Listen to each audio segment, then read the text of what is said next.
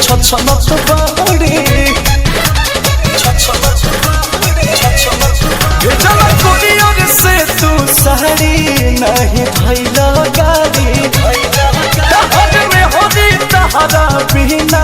पिया छछनत बाड़ी से जिया के साथ नहीं पूरत बाड़े हो से जिया के साथ नहीं पूरत बाड़े राजा बात बुझत काहे नहीं खा तोहरे जरूरत बा हे राजा बात बुझत काहे नहीं खा तोहरे जरूरत बा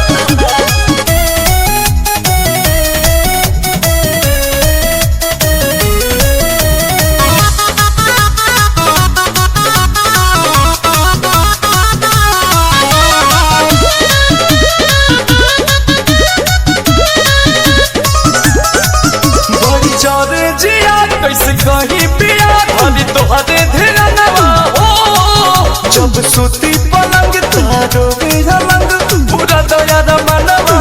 हो बड़ी जोर जिया कैसे कहीं पिया खाली तोहरे धिरनवा हो जब सुती पलंग तारो बिरलंग पूरा दया मनवा हो आजा आज बढ़ी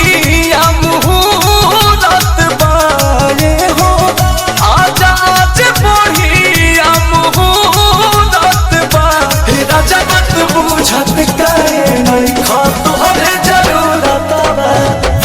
हे राजा बात बुझत काहे नहीं खा तोहरे जरूरत बा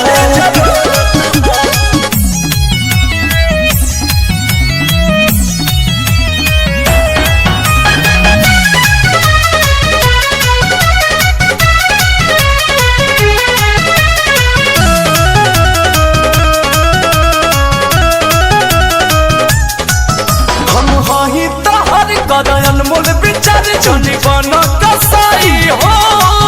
जब मानी न जीव भूल के खाई घिउ का रोई कमाई हो हम वही तहर कर अनमोल विचार जनी बन कसाई हो जब मानी न जीव भूल के खाई